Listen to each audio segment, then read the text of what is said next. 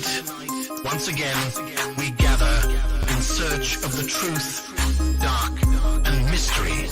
It's the Drunk Turkey Show. Big development today in the investigation into the murders of 4 University of Idaho students. According to state and local officials and court documents, 28-year-old Bryan Christopher Kohberger has been arrested. He was arrested and arraigned this morning in Pennsylvania. We have new details on what Bryan Kohberger was doing right before his arrest. Police says a tactical team burst in to arrest the Idaho murder suspect. He was in pajamas and latex gloves, stuffing trash into Ziploc bags. Hey, greetings from the year 3000. It still sucks. This is Philip J. Fry, and you're listening to the Drunken Turkey Show. Your one stop for this sort of thing. Hit that button, like and subscribe. You know what to do, just like every other podcast. Just like every other podcast. What is up, everybody? Welcome back to the Drunk Turkey Show. I'm Daniel. Big Blues, he'll be joining us. He's running a little bit behind right now, but he is on his way. But until time, in between time, I want to thank everybody for tuning in. It's been a few days since I've seen you guys, so I'm glad to be back tonight. And I hope you guys had a safe week and weekend as well. And thank you to all the mods, all our members, and new subscribers in the chat room. We appreciate you guys. So today we're going to go back into the book, Howard Bloom's book, Hold on, let me just pull it up on stage. When the Night Comes Falling, a Requiem for the Idaho student murders. We have gone through already the first 3 chapters. Now, I'm still not done with the book. I'm about 2/3 of the way done. I have gotten to some important parts. So we're going to go through this, and I've highlighted some things. And we're going to talk about what Blum has found, talked about, the whole 9 yards. And I do want to say in preference this, it doesn't seem like he spoke with, and I think the Goncalves family's already come out and said this already, that they've never spoken with Howard Blum. And I mean, I would, so there's, obviously they didn't talk to the source. So some of this information is coming third party, but not all of it. There are times where he's talking or getting information from students and, or friends or family members of certain people. And you can kind of tell where the information is coming from. Now, I think that there is, 2 things can be right at the same time. There can be some inaccurate information in this book, and there also can be some accurate information. So all of it that's coming out, me reading it personally, I'm taking it with a grain of salt. The first issue that I saw with it, and I actually read through it and actually saw it this time, was the Burger King. He said that Xana had ordered DoorDash from Burger King and even described the bag being brown and that it was coming from Pullman, which there is no Burger King there. Now, I haven't spoken with Howard on that subject, especially. I do plan on having him back if he will join us. All indications are that is going to be the case. I just got to finish reading the book first. And I'm going to ask him about that. Now, is this a situation where you just didn't know that where it came from? Because a lot of the information that he's getting, in my opinion, is straight out of the PCA. And, the PCA says DoorDash, there's no real telling whether or not it's actually, what was it? Jack in the Box, something else. So he purposefully chose a restaurant that's not in the area. My opinion, I think that's the wrong move. If you're trying to make a book based on true events and you're wanting everything to be 100% factual, I would just put, she had a DoorDash order and not put where it came from. But that's all I'm saying on that aspect. Jake Decor. I'm not sure. You know what? Now that you mentioned that, I've looked at it a few times. I'm not sure if it's like that in every part. But let's start off.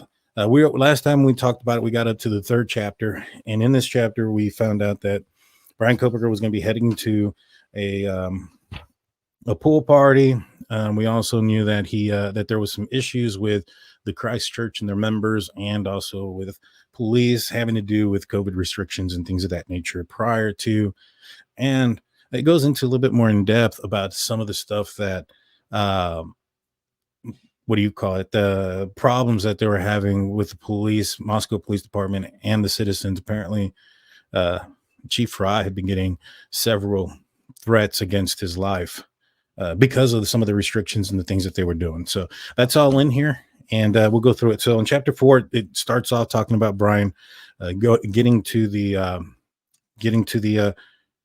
community club building there in Moscow, and this is about the party there. It says Bryan parked in front of the community club building. People would recall by the time he arrived, maybe 4ish. Now, people would recall. That means whoever he's talking about, or wherever this information came from, I would speculate to believe that it was from persons that were there. Now, it sounds like he spoke to the neighbor, the one that set up the party. So I would assume that that's probably going to be the same person if he was there at the party beforehand and he saw Bryan Kohberger get in. It says here the music was already blasting. He had his swim trunks underneath his jeans, and then he quickly stripped down in his Hyundai. How he knows that he stripped down in his Hyundai, or if he didn't just drive, Bryan Kohberger drove there in his swimsuit, I'm not entirely sure, but that's what it says here. Following the noise, he made his way to the pool. It says here there must have been 100 or more college kids on the deck. And, that just kind of tells you more or less the amount of people that would go to these parties in this area. It was rumored that the party, the night before the murders, in and around that area were about 150 people not at one time, but throughout the night, 150 people had gone through that house, meaning that, well, my explanation for that is there was 3 parties that were going on that Friday night. It was the victim's residence, the 1122, the next door residence, I'm sorry, and then Jack DeCour's residence down the street. I believe all 3 of them had certain parties that were going on. Things were going down on the block, and people were going in and out of each house. So throughout any moment that night before, there was a lot of people going through. So this is just kind of going along with that. But this talks about Bryan Kohberger and the females that he spoke with. So it says here, grabbing a seat next to Bryan was Bassett Salamjon, a laid-back, darkly handsome, off and on WSU graduate who was part of the crowd that ran with Martinez and Cartwright. The dude would talk chin up straight into my face. We were just shooting the shit, but he was definitely one serious dude. Nice enough, though. And that's exactly what, he's quoting him on this. So I'm assuming if he's quoting him on this, that he's actually speaking to him, but that's just an assumption. It says here, after a while, Salamjon stood up and went off to dance. It says here that Cartwright was a DJ, and he was there, and that Bryan went up to him after being in the pool and started asking about the speakers. It says he had lots of questions, technical stuff. It says at first, Cartwright did his best to answer. In truth, he had a nerdy streak too when it came to electronics, and he was proud of his knowledge. And then he said the conversation quickly grew grating. He had this way about him. The people who don't understand personal space. He was one of them. He'd get real close. It was off-pushing. So it just kind of talks about how socially awkward Bryan Kohberger was around people. Which is something that we've it's been kind of rumored around, right? And I mean, his dad needed to talk to I think it was Christian, to get him to become friends with this guy so that they could go and invite him to this pool party. So it goes on to say, Bryan returned to the shallow end of the pool. Before long, Salamjon joined him, and he watched what happened next with curiosity. Without a word to him, Bryan abruptly jumped up and approached a girl in a black thong bikini with pink hair and an intricate tattoo running up her left thigh. There was only a brief conversation before Bryan asked her for her phone number, and he got it. Next to Salim John's further fascination, Bryan is if a man on a mission focused on a pink-haired woman's friend. She also was in a black two-piece. He asked her for her number too, and he got it. Dude's a player, Salim John marveled. Got the digits. Who'd have thought it? But before he could congratulate the conquering hero, Bryan did abrupt about face, and just as things were picking up, he left the party. Just after he got the numbers, he took off. I'm assuming that this is probably true because it seems like he's talking to, Bryan Kohberger's roommates. These were people that were there. It seems like he was talking to Salim John. So, it appears that he was able to go up to these girls and ask for their numbers. But it continues a little bit further down saying, but Bryan never telephoned either women. After all, in middle school, it says perhaps he had lost interest, or maybe he had only wanted to establish that he could get a spark from a pretty woman. After all, in middle school, the girls mocked him, laughed at the overweight kid. When he boldly sat down next to one of the good-looking ones in the lunchroom, they told him to get lost. An embarrassed Bryan would slink over to the table filled with his loser friends, people he secretly detested. Now, I think that's just him writing this, to be honest with you. I think there's been rumors and stuff like that Bryan Kohberger was bullied, and this could be very well true, but he even called his buddies losers, which is, I think, a little bit uncalled for the buddies. You know what I mean? Elisa says they probably gave him fake numbers to get him to leave them alone. I don't think so. And I'll tell you why here in a minute. So we'll continue to the next page. It says here, all that was certain was that in the aftermath of the pool party, both women received several hang-up calls. And it wasn't until much, much later that they put a possible name to the annoying caller. So he never called them, but they did get calls of somebody calling and hanging up, and they assumed that it was him. So for them to assume that it was him tells me, one, he probably spoke to these girls. These girls were also probably some of his sources, right? And if that's the case, and they gave him this number, or they gave the digits, and they started getting calls, that means they probably did give him the right number. At the end of the day, the guy at first appearance doesn't look like a killer or anything like that, right? And these people are at a pool party. There's 100 kids there. I would assume there's probably some drinking being involved. So people look a lot better when you're drunk. Either way, I digress. So let's move on to the next part. So it jumps around in this book quite a bit. Like, for instance, why didn't I just get the audiobook? Because I needed to highlight a lot of stuff, and I wanted to make sure that I highlighted quite a bit of stuff. So it says here, Bryan drove with a focused silence. And this is going back to Bryan and his dad in the car heading back to Pennsylvania. Miker, he'd later share with a friend. So this is telling us who the source is. It's a friend of Michael, a friend of Kohberger's dad, had grown convinced that all his fears about the snowstorm had been unnecessary. He was reflecting, though, on the honor of a SWAT team shootout in an off-campus neighborhood not far from where his son lived. Yet he attempted to engage Bryan to see what he made of it all, for all his questions had not gotten an answer worth a penny. So Bryan Kohberger was avoiding even the questions and the talk of the SWAT team incident with Brent Kopaka. Says here, Bryan spoke up at last. Thai restaurant he had found on the web, he announced, outside of Indianapolis. He could stop there for lunch. Sounded like a plan, Michael agreed. At first, Bryan's strict commitment to a vegan diet had left him mystified, but after all the years spent grappling with his son's many difficulties, Michael's temperament had grown more open to anything that kept him centered. So it goes back to kind of just talk about how unhinged Bryan Kohberger can be.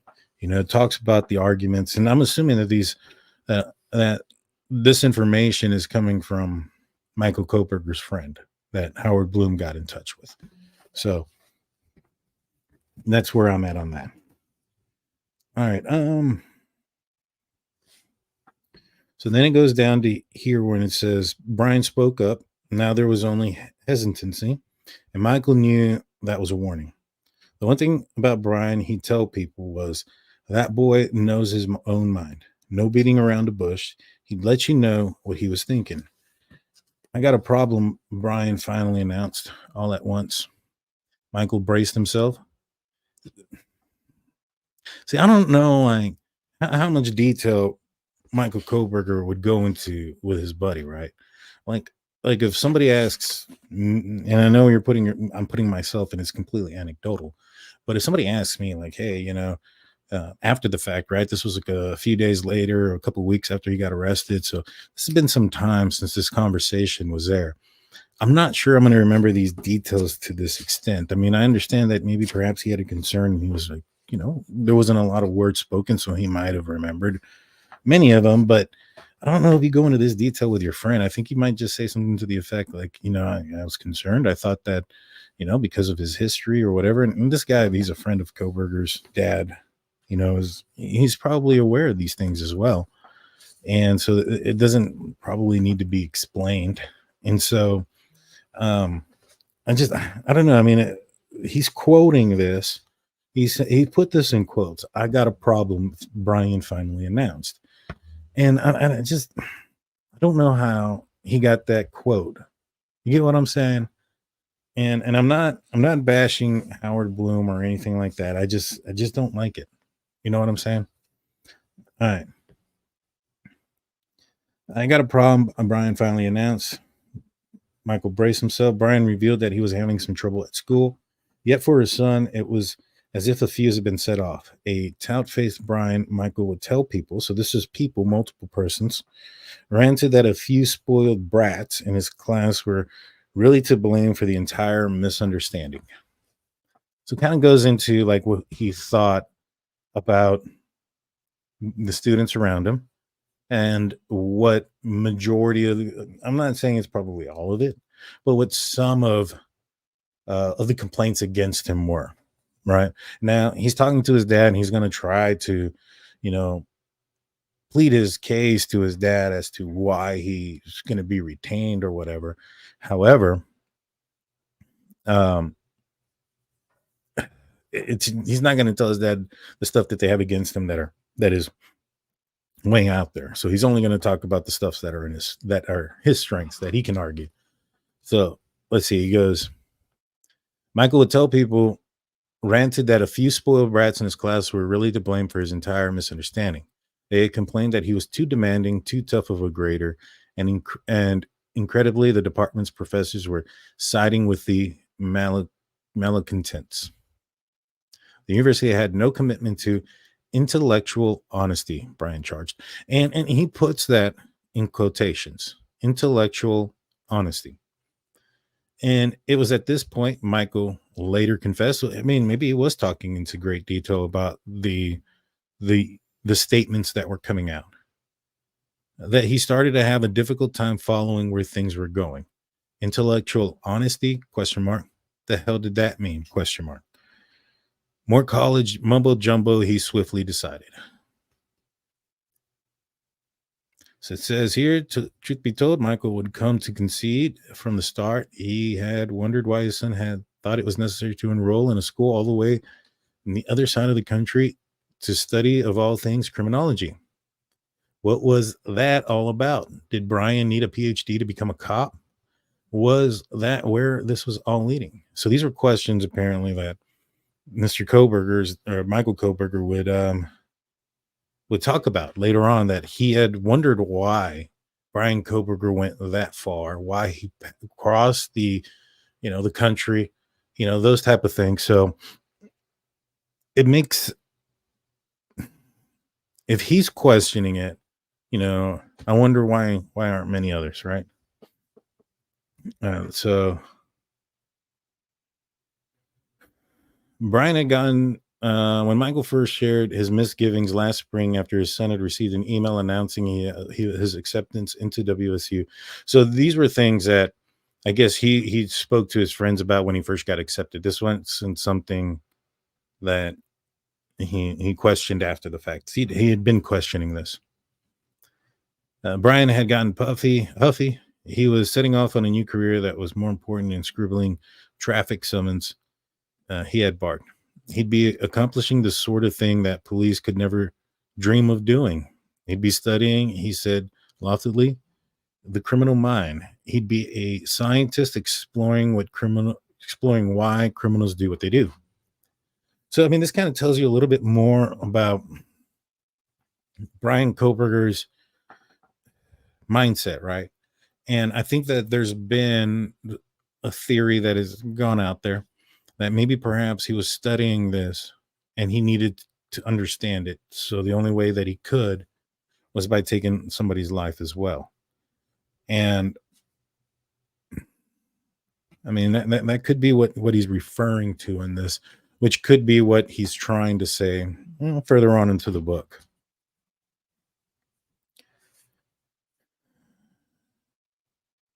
Michael felt that he didn't need to be a scientist to solve what made the criminal mind tick. He crossed paths with his fair share of hoods growing up by the Brooklyn waterfront. He had uncles who had gotten pinched for gambling. He had a brother, one of a set of twins who had been charged with grand larceny and receiving stolen goods. They had gotten off probation and fines. Hell, his own father had a stolen car. He had seen enough to convince himself that without ever once cracking a book, he had a pretty good understanding of how the criminal mind. So, a lot of people go in and attack the victims, right? Like because of their family members may have had some legal issues. But nobody seems to want to attack Bryan Kohberger because his family seems to have had some legal issues as well. I don't understand why there would be a need to attack the victim's family members for something, and yet the person that's being accused with evidence, as circumstantial as it may be, but still evidence against him, enough to charge him and have him in jail. And not just have him sitting there, but sitting there without bail. And at this point, there hasn't been an argument from his defense team for bail or bond. And, you might want to ask the question why, right? We have Afton coming in with a gifted Drunk Turkey Show membership. We appreciate you. Thank you, Afton. She's also one of our mods and members. The triple threat. All right, so let's continue. So let's go. Still, if this was all there was to Bryan's problem, he was relieved. His mother's, because the one thing he knew that his boy was damn smart. As his mother's brains, thank God. Michael would tell people, maybe he's not as smart as people think. So as Bryan continued to lay out in increasingly bewildering detail the vendetta the WSU Criminal Justice Department had launched against him, Michael relaxed. So I know there's some rumors out there that the reason why they were going after Bryan Kohberger so much at the WSU had more to do with the fact that he had looked at some kind of poster and was anti-LGBTQ. Doesn't appear that that's anywhere near the truth. What is up, Big Blue? How you doing, my man? Doing good, man. Doing good. Just running a quick errand real quick, so I'm back. Yeah, man. I'm glad you're here, man. I hope you had a great weekend. Yeah, it's been the start of a interesting week. I started a new class, so one of those long weeks, 5-week courses. So it's cram everything into this brain that's already got stuff crammed into. I hear you, man. I had to do that here recently, bro. When I got my license, I had to cram so much crap into my head in a short amount of time. I was scared I was going to fail it, man. I ended up getting almost a 90. So Nice.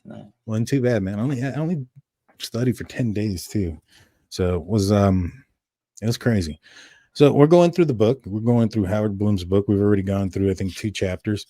Right now we're talking about the Michael Kohberger, Bryan Kohberger's father, some of the things that he has been saying to his friends, I would assume, because that's what it appears to be like here.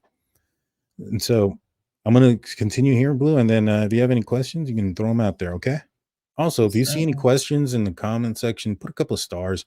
If you see them, Blue, just star them so that way we have them off to the side there. Yep, I'll do that.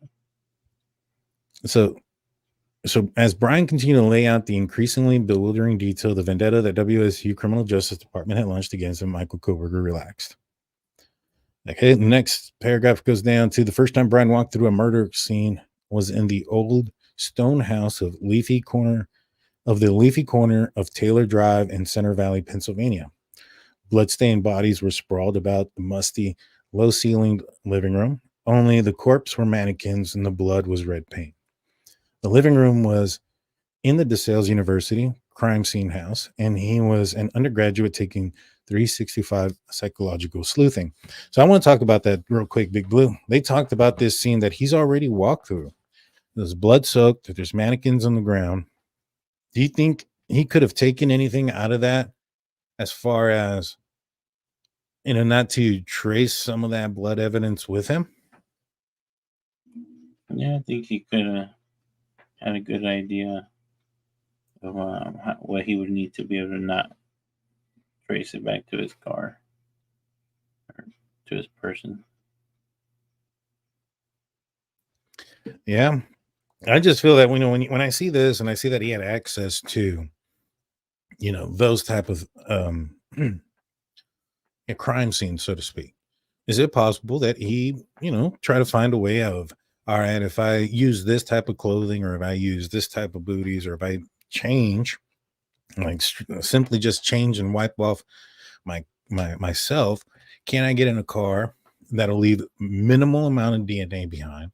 So that way, when I clean it, because I'm going to clean it, I leave less of a chance of missing something. So I think there's that possibility. In fact, I want to ask Steve from True Crime Web. I got to get him back on the show. I'm going to email him. I want to ask him if he were to, because he works with synthetic blood. If he were to splash himself with synthetic blood, step in to a puddle of synthetic blood, and then take off his clothing, switch him into different types of clothing. Obviously, that wouldn't be on camera, that part.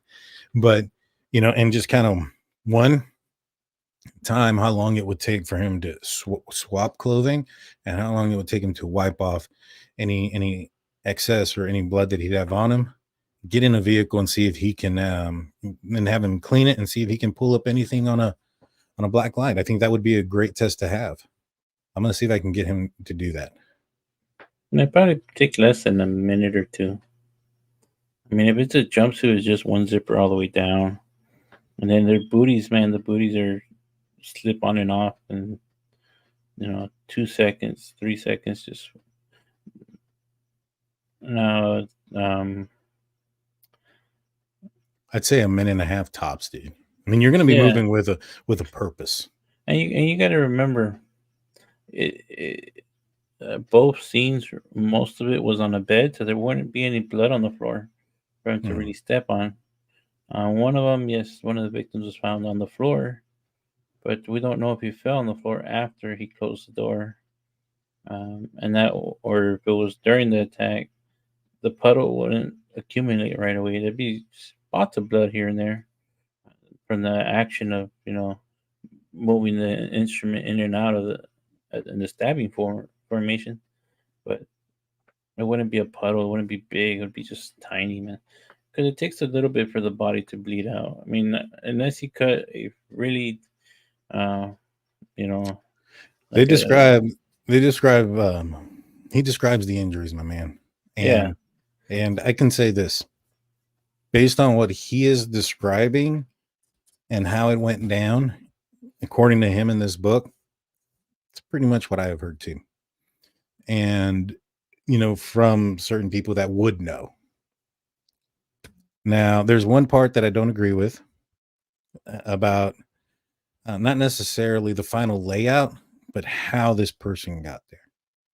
And I'll explain to you why in a little bit when we get there. But Richie Rich says that Dickey's material would be so bad because of how it is. Why not use surgical autopsy type gown? Well, I mean, you also have to, it has to be usable, right? I mean, you also have to have something that's functioning so that you can move. Like, if you have this gown thing that's really big, you can get caught up on it, you can step on it. I mean, there's so many issues that you can have with the Dickey's stuff, which I don't understand what you mean by the material and stuff like that. I used to use it quite a bit when I would work out in mud or in water or things of that nature because it was repellent. It repels the water. And yeah, I'm not sure why a Dickie suit would not be utilized in this situation. I know somebody else said, why not go in there with a hazard suit? I'm like, well, I mean, you're going to walk in there with this big old thing. You're going to be well, like, come on now. It's got to be feasible. You know what I'm saying? And so I don't see how like anything like could there be other options? You also have to have access to the other options, right? So if he goes and picks out a suit from the school, well, now they're going to see, hey, one's missing. This murder happened. There's no DNA behind. That's gonna lead, who has access? Oh, Bryan Kohberger. Whoa, his phone. We have his phone because he got pulled over. Oh, his phone was off that night. Oh, he drives a white Elantra without a front license plate. Let's go see if we can get his DNA. And then the ball starts rolling. So yeah, you have to have access to certain things. And from what I understand is he purchased this item a few days before the murders. So I don't know, but I do think that suit, the Dickie suit, is probably for function, for being able to move and things of that nature. Yeah. In fact, I think when I first started off in law enforcement, our pants at one point were like these Dickie pants, and so you can move in them, is what I'm trying to say. Yeah, I mean, I had a job one time where I would use Dickie pants all the time because they were durable, and but they're like any other pants, man. They do wear out. I remember because in Texas it gets so hot and humid, especially when I used to be an electrician. Man, I would tear my pants all the time trying to, jump from the rafters down to my ladder, because I had to stretch a little extra sometimes because it was so damn high to the roofs. So I would always have to take an extra pair of pants or shorts in my bag in case I tore them, man, because they would tear in the crotch all the time. Well, these were just bought. Yeah. They're brand new. So, and from what I understand, it's probably highly likely it was the first and only time he actually wore that Dickie suit was when he entered into that building. And it was nowhere to be found in his room right after them. Yeah, nobody knows where it's at. They can't find that, nor the knife and the sheath that he purchased off of Amazon as well. Yeah. Yep. All righty, let's continue this. It goes on to say, and we'll move forward. His mindset, he enrolled into DeSales online master's degree program in criminal justice. And that was where he discovered Dr. Catherine Ramsland. Serial killers fascinate us.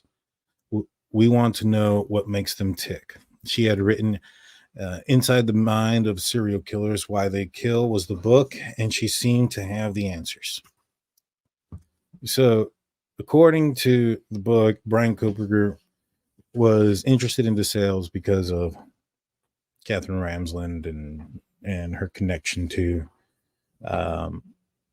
the serial killers. In fact, she wrote a book with Dennis Rader, and it goes on to say that she wrote the book with Dennis Rader on who BTK is, and et cetera, et cetera. So it goes on to say, and this is where everybody says about Michelle Blogger, who is the one person that said that Michael Kohberger was brilliant and that had recommended him to the PhD program. Bryan Kohberger was one of two, and talked about how the thesis that he had was what the Reddit thing was. So let's go there.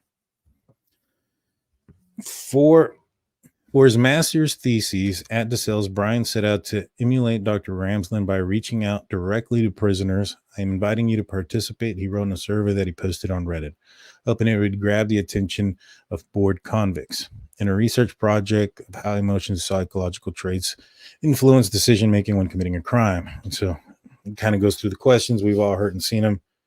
Well, I'll go to the questions that are written in there. It says, why did you choose the victim or target over others? Did you prepare for your crime before leaving home? How did you approach the victim or target? I mean, these are all questions that, yes, you're trying to get in the mind of a killer and whatnot, but these are the questions that you would answer yourself when you're writing out a blueprint of what you're going to try to do to commit a crime like this and get away with it. Think of Rex Humerman's little blueprint, so to speak, that he had. Now, this is public and this is reaching out to convicts and stuff, so it's not going to be that for it per se.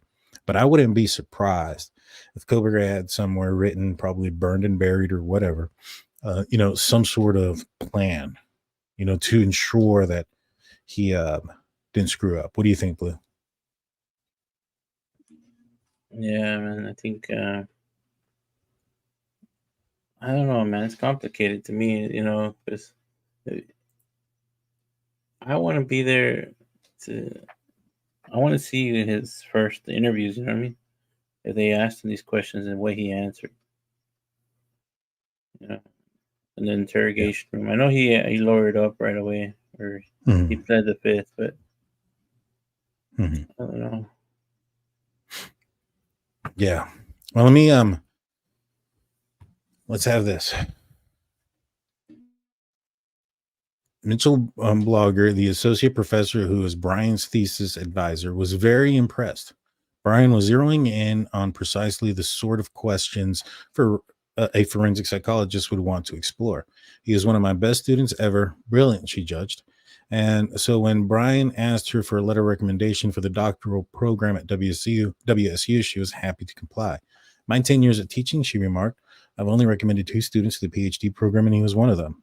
Yet the time would come for when Professor Blogger's thoughts about Bryan would grow troubled, and she would have difficulty sleeping. And now when she reviewed his probing thesis questions in her mind, there was suddenly the possibility that everything she said had called brilliance held a more awful promise. Fantasy, Dr. Ramsland had written, also builds an appetite to experience the real thing. So this is, again, another indication of why I think Howard Blum is, leading us to believe what his theory is as far as the motive behind this. This is a guy who wanted to feel it. He had to feel it for himself. Now, he's talking as if he spoke directly to Michelle Bolger. I don't know if that's true or not, but it does seem interesting where it says that she would come back and think about this and think about how it was so that she thought about it in such a different manner and thought about it so much that it caused her to lose sleep. So, all right, now we're in 6. Where am I on time? Oh, we're good. We're good. All right, so this one starts off with Bryan Kohberger and when he started his college. So doing his best to sound like an academic and making, Bryan sent an email stating that he had an interest in assisting rural law enforcement agencies with how to better collect and analyze technological data in public safety operations, which when translated meant he had expertise in gathering evidence from surveillance camera videos, checking out cell phones that had pinged off nearby towers as the crime had gone down, the running relevant license plate numbers through all-knowing law enforcement computer systems. Now, this is talking about it says here in August 22, he had already written to Pullman Police Department applying for an internship. See, I don't think that was in an email. I'm pretty sure that was an essay that he submitted with his, I think that's what the PCA says. I mean, I guess it could have been an email. It says here the application didn't go anywhere. Perhaps Pullman PD figured even rural cops had a thing or two a student when it came to putting technological pieces together in a crime-solving puzzle. Bryan didn't get the internship. You think? I always think in that part that that why he didn't get the internship is because sometimes they do run a background check on people, and his They do background, at all times. yeah, I said, and his background probably didn't come out clean, and it's tough to get a certain job out there with certain background checks not passing, especially if you're just going to be an intern. If somebody else is, has no history, everything's clean, and then compared to somebody who was, convicted of stealing his sister's phone, and maybe it came up that he had gotten sent to rehab. Some of that stuff comes out in your history, man. So they probably chose a better candidate. Yeah, I agree with you. I think the background check kind of screwed him up. He got released as a security guard. We've all seen the resignation letter where he put in there that he understands that if he doesn't resign, that he'd be facing a termination board and that he could be terminated from his job, mainly meaning that he was forced to resign.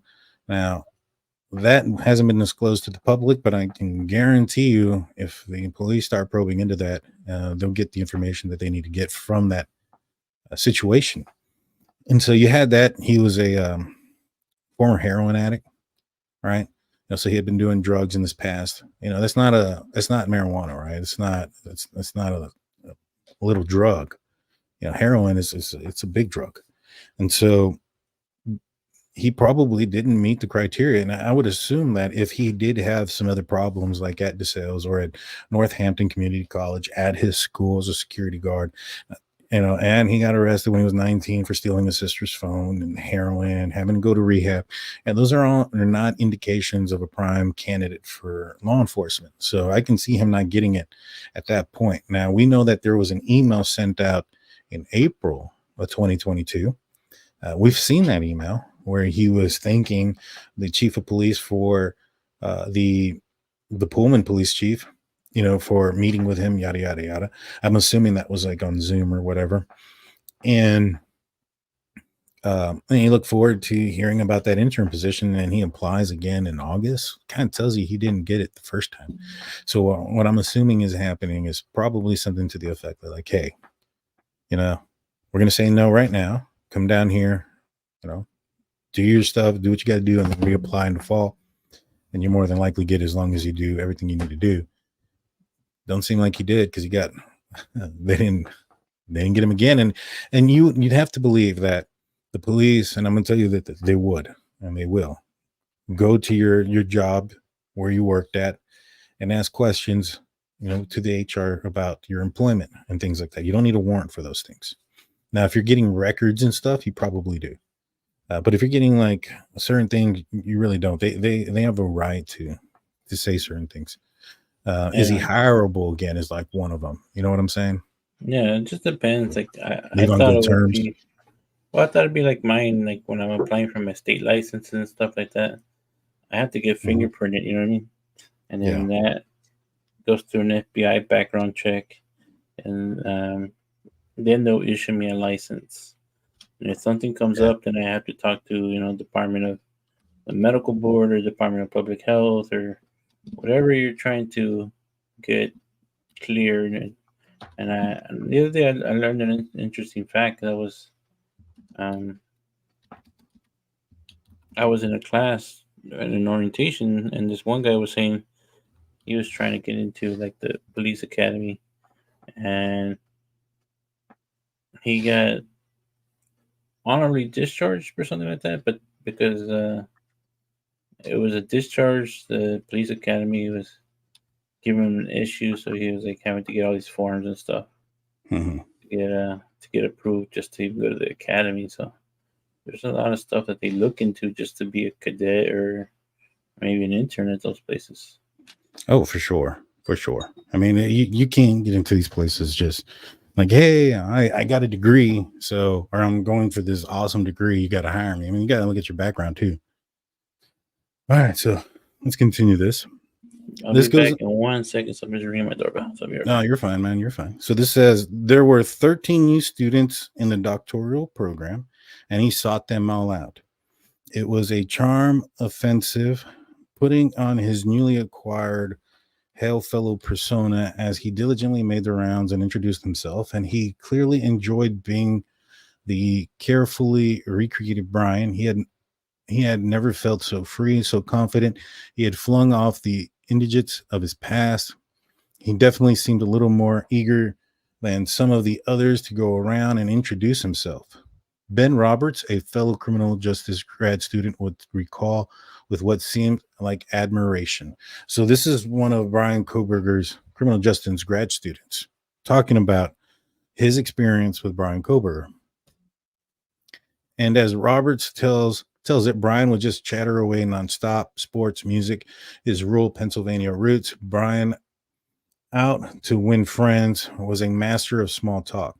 While in the classroom, he was a star. He'd plunk himself down front and center, never hiding in the back rows with the terpetitious, whatever that means. He was the student who always was well prepared, who always had his hand raised high, who always had the answer in the tip of his tongue. And when the discussion he'd throw himself with gusto right into the mix. So this was a lot different than what we heard from Cassie, who was also one of Bryan Kohberger's classmates, students, whatnot. She mentioned that he was quite quiet, never, really didn't do much, didn't really talk. Every now and then, the teacher would have him do TA stuff. So I don't know. I wondered if it's like a different class. You know what I mean? It could be. It could be. Like sometimes, I know the TAs are there all day, or they're there for a couple classes because they got their own classes to go to also. So maybe it was like, all right, I was already involved in the first class. This class, I'm just gonna do my TA work. So yeah, it just varies. So it seemed different to me. I don't know, the girl we listened to last time seemed more like she was just infatuated, because remember she said that when she had nothing to do, she would just stare at him because she had nothing else to do. Yeah. It sounded like she had a crush on the guy. Yeah. Canadian True Crime Buff comes in with 5 Drunk Turkey Show gifted memberships. We're going to have our membership show this weekend, guys. So hit that join button if you're not already a member. If you're on Apple and there's not a join button there, check out in the description. It says to become a member. There's a link there that you can hit. Thank you, Canadian True Crime Buff. And then Sirius Black comes in with a $10 super chat saying, so glad to be a part of this amazing community. Daniel J and Blue are amazing. Can't say enough how much I appreciate you. We can't say enough about how much we appreciate yourself as well. Thank you so much for being a mod, member, subscriber, the triple threat as well. Thank you so much. Yeah, thank you very much. No, Angel's not a troublemaker. She's okay. All right, let's continue this. She does got to hit that like and subscribe. Koozie stickers and everything. She sure does. All right, so this thing goes on to say, Bryan also had something to say. When he spoke, his fellow students listened with attention. An incredibly strong student, Robert acknowledged. His area of specialization, the criminal mind. In class after class, he made it clear he wanted to follow in the accomplished footsteps of Dr. Catherine Ramsland. Like his mentor, he would specialize in forensic psychology. It was a discipline he believed that he could open formidable doors, concealing dangerous secrets. See, that's also pretty forthcoming when you kind of realize exactly, what he's been accused of, right? He wanted to figure out how it was. He'd had talks and conversations about when he was younger, he had no feelings or little remorse, that he struggled with those type of things, that he saw people as a sack of meat, kind of similar to himself, which I think also kind of plays its toll into the profile of who you think would have committed this crime. There's audio 50 feet away. It doesn't pick up screams. It doesn't pick up emotion. It doesn't pick up, somebody yelling out of anger, somebody losing their mind because they're on roids or because their girlfriend's leaving them. You don't hear those things. It's very silent, very quick. And what that tells me is this is probably like a throat kill, somebody trying to just get in, do what they need to do, and get out. And this all seems very much like he did not understand. And it seems like he didn't understand. And especially if you're a person that struggles with feelings and stuff, you may not understand what these other criminals are saying to you of how they're feeling during this moments without having to go through it yourself. And I go back to when he says that he doesn't have any feelings. I often say when you build a profile, you would assume that the person that committed this crime, based on what I just said about the audio 50 feet away, you're not hearing those things. That's a thrill kill. That's not something that somebody out of anger. Now, you would assume that person probably also struggled with loss of remorse, loss of feelings, things of that nature. Now, I know a lot of you are going to say, wait a minute. Can y'all guys not hear me? I see Canadian True Crime Buff say, am I the only one who can't hear anything? It looks like I'm live. Let me know if you guys can hear me in the comment section. But you would assume that the person that did commit this crime would have committed something like this, would have also have had some of those struggles.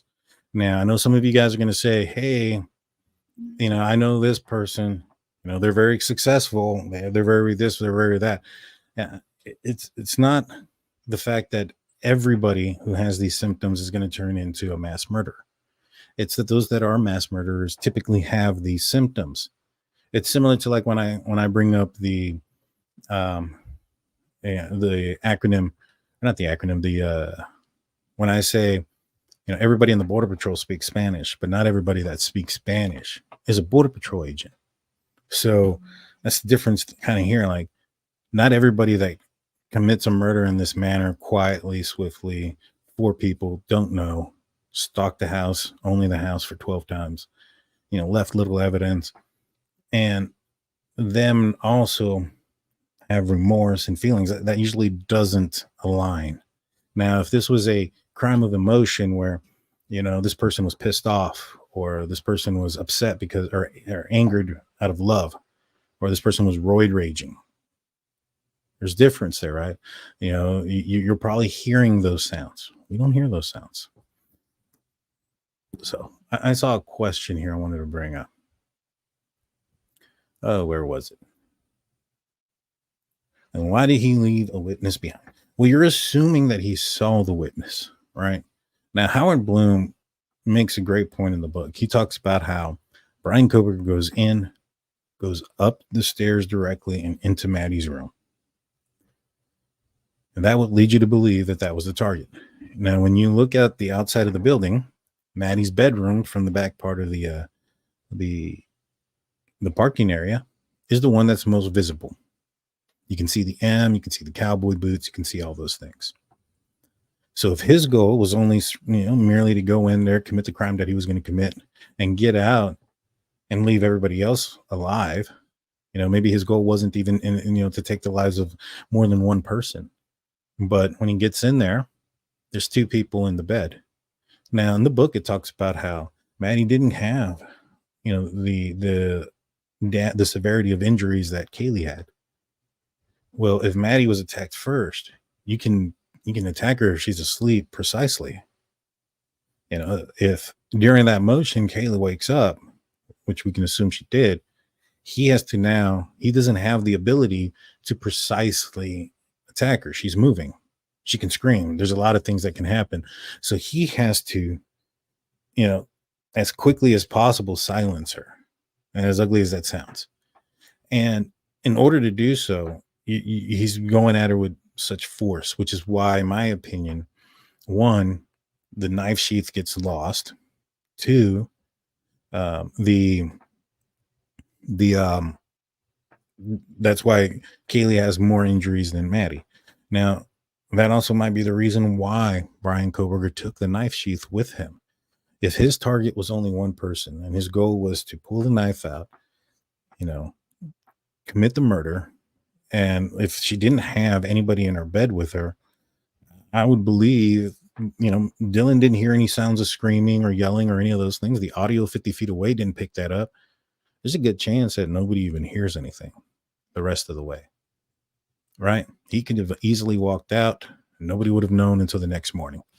And I do think that Xana surprised him by still being awake. and that turned into a whole ordeal. But I do think that Maddie was the target. Now, what do we know? We know that apparently Dylan at a certain point yelled something out.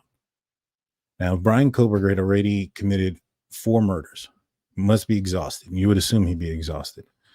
There's many reasons why he would probably leave a witness. One, did he see the witness? Do we know that he saw the witness? It was very dark. Nobody knows how open her door was. The book talks about it, but I'm not entirely sure if Howard Blum is 100% sure on that either, because it sounds like he's reading it off the PCA, and that's his interpretation that it was wide open. I don't think that that's the case. And if it wasn't wide open and it was just, cracked open or a little bit, and it's still dark there's a good possibility he didn't see her. He didn't go down to the first floor either. If he heard somebody yell something and now he's, in the act of committing a murder, he's probably tunnel vision. And you're really focusing in on what's going on in that situation. So if somebody yelled, "Shut up," there's a good chance that he may have heard somebody yell, but not comprehended or understood what they said. If somebody yells something out at you and, without grabbing your attention, without saying your name or hey, there's a good chance you're going to miss a good part of what they're saying. And I think that if he heard somebody yell, it was probably his chance. Like, all right, I don't even know where that came from. It could have came from where Dylan's room is. It could have came from the first floor. There's 2 bedrooms in the first floor. He may have thought to himself, do I have time to go down into both of those first floor, rooms and take the lives of 2 more if one of them's already calling 911? And I know that the police station is like 3 minutes away. Oh man, you get out of there. Gotta go. Yeah, I think that's the issue with a lot of, not with this type of crime, but a lot of other crimes where like they don't realize how close somebody could be and they hang around and they end up getting busted for like dumb stuff, Yeah. Like I see it all the time when last time there were some kids in the parking lot next to us, like doing donuts, and okay, you did your donuts, get out of there, you know what I mean? But no, they parked their car and started doing a car meet. And a cop pulls up a few minutes later, somebody called them in doing the donuts. So. Yeah. So yeah. So this goes on to say, nevertheless, there was one element to the exhilarating show that Bryan was putting on in the seminar classroom that left many students with some disturbing misgivings. And it had little to do with what he said, nor did it really matter how he said it. Rather, it was his targets. When any of the female students spoke up, Bryan would go on the attack. He'd rip away at her arguments with particularly dogged. Dude, you don't have to make this so damn complicated either, man. Just attack them crazy. A barrage of pointed questions would bust forth. A caustic determination would challenge every assertion. Okay. At first, it would simply seem like rudeness, the brightest kid in the class not wanting to share the spotlight with anyone else. But as the term continued, it became clear that his combative outbursts were only launched against the women in the seminar. People began to wonder if Bryan's taunting was a misogynist weapon. What do you think, Blue? Do you think that people starting to catch on, saying like, "Hey, this guy has an issue with women"? What do you think about that? I think they probably were if he has like a telling face, like I like those memes that people put out there that if my face didn't tell my mood, then I would probably have more friends. You know what I mean? Because they show their emotions on their face. So if he's angry, I'm pretty sure you're gonna see it. If he's happy, you're gonna see it. So if he's like, this person's being not the smartest person in the room, you'll probably see it in his face. He seems like that. Yeah. I was watching Nancy Grace here recently, and they were talking about how it appears that Bryan Kohberger's attorneys are distancing themselves from Bryan Kohberger. Like every court appearance, Ann Taylor's like further and further apart. You know what I'm saying? Like her body language, I guess body language experts had kind of looked at her and they said that she don't necessarily trust him. What do you think about that? The fact that she's not sitting so close to him. Now that it's out there, I guarantee she's going to be like right next to him. But Yeah. because these body specialists, what's up with that? I think it's maybe she probably didn't have trust in him because, it took her a long time just to get his alibi out of him, and she couldn't even corroborate it. Mm-hmm. And maybe I think as smart as he is, maybe he's, you see those. I mean, this is just speculation, but you see those court shows and court hearings where, like, eventually he might be like want to represent himself because he might think she's not doing the best job.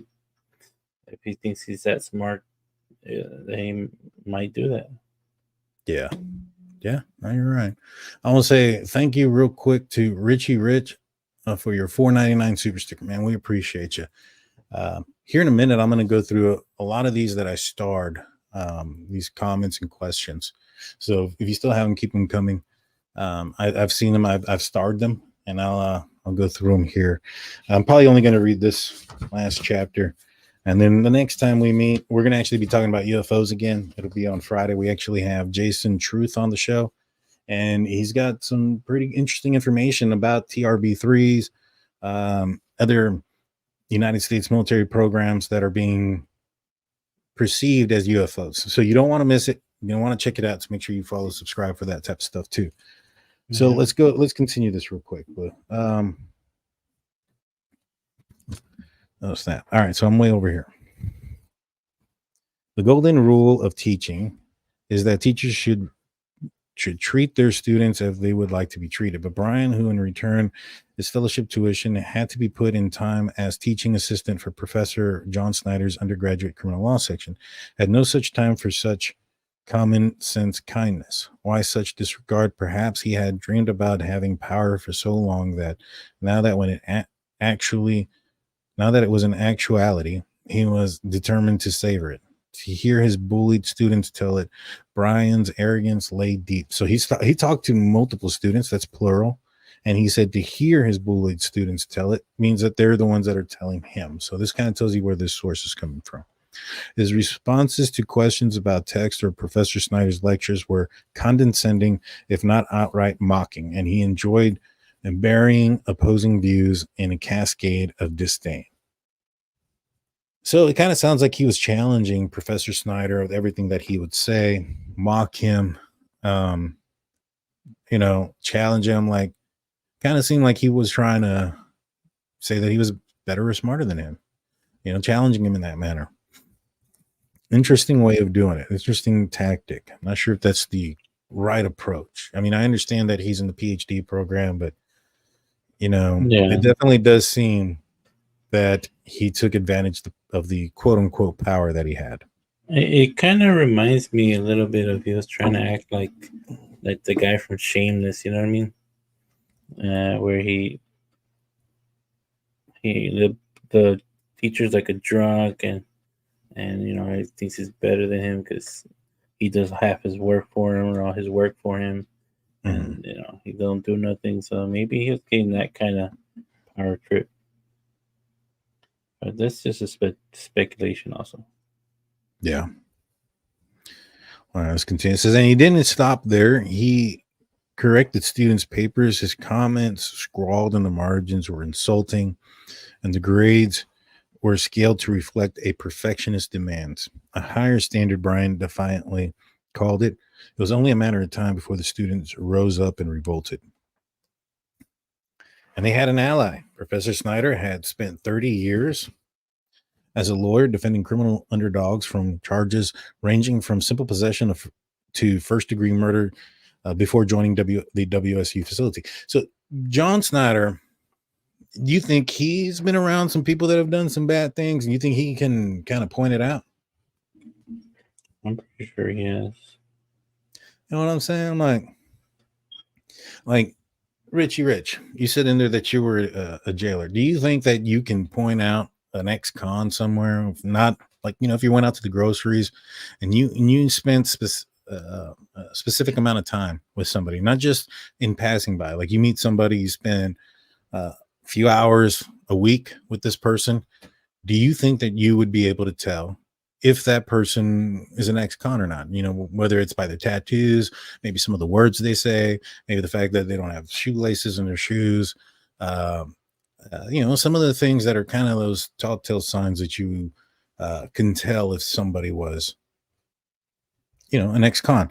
Because I think that this guy here, John Snyder, I mean, he defended murderers, and I'm assuming he probably could tell that there was some issues going on. I mean, it definitely sounded like it. He saw the red flags early. He started documenting it very quickly. You know what I mean? Yeah. Especially, being when he was defending murder. Sorry. Yeah. Yeah, I know it's getting late, but what time you got to jump off for work? No, I'm not working today. I worked last night, and then I've been up I've had like 3 hours of sleep today on and off doing So you homework. lied to me, you mother trucker. No, I told you I was off today. Oh, I thought you said you had to work, man. I was all here rushing, thinking you had to jump off at 9. No, All right. All right. So I'll finish out this chapter. It's only a page and a half left, and then we'll go forward. So let's go forward from here. It says he now convened a session where, under his tactic of protection, the students vented their feelings about the low grades they had received. Yet Bryan, still unbowed, still not recognizing the furor that was brewing, gave as good as, if not better than, he got. He was unapologetic. Professor Snyder, by many accounts, kept his thoughts to himself. But behind the scenes, the professor was making it clear that his patience was being tried.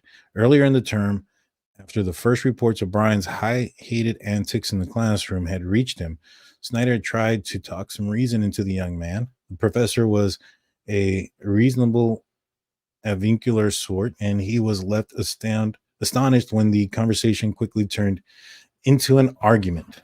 Now, I'm curious where he got this information from. Did he speak to John Snyder?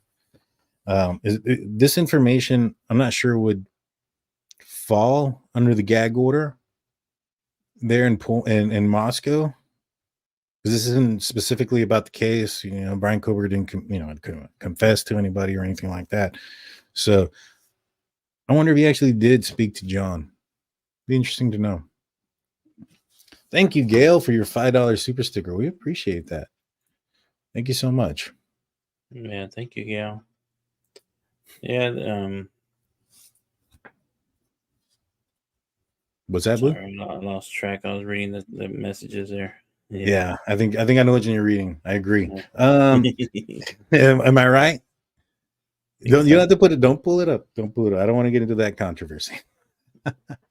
I was gonna say, there's a new movie that's gonna come out. Maybe we talk about it later. About they're doing the controversial murders, and they're doing like their advertisements. Pretty cool. Yeah, so we'll see how. Nice. I got to check that out. All right, so this continues. So quickly turned into an argument, and so with a lawyer's orderness, Snyder started to lay a paper trail that could, if necessary, be produced as road markers to a brewing disaster. He wrote with concern to Professor Melanie Angela Nielli, the department head, whose research field was violence and violent death. Oh, wow. If he did speak with John or somebody who was close to John about this, and he was that concerned that early on, I mean, he may have saw a lot of red flags. I mean, this is crazy. I mean, he's reaching out to somebody whose research was in violence and violent death. Now, that's his director, so maybe that's the only person he can reach out, and he's kind of making something bigger than what it is. But he was that concerned that he reached out to the director that early, because he was only there like a month before he started getting in trouble. Yeah. So you're saying that the teacher reached out to the director because of his studies, or I got a little lost there. What do you mean? Say it again. Like you're talking about Bryan, right? He reached out to the director about Bryan. No. Yeah. John Snyder, his teacher, reached out to the director about his behavior, and he started to so there was so many red flags that he reached out to the director, and he's also started his own documentation about Bryan Kohberger's behavior because he was super concerned about what he was seeing. Gotcha. Okay. Yeah. I Now, always thought it was pretty crazy how it was just his first semester and they were already like writing him up and they ended up firing him because I thought you would give him at least a semester to improve themselves. You know what I mean? They're new at it. They probably don't know how to. I don't think there's a long training for TAs. You know what I mean? It's just come in on this day, meet the teacher. This is what you're expected of you. This is what you're doing. Man, I mean, there's not maybe not, but I mean, how much schooling has he had to be in that position? You think he'd understand how a teacher's supposed to act based on his experience as a student?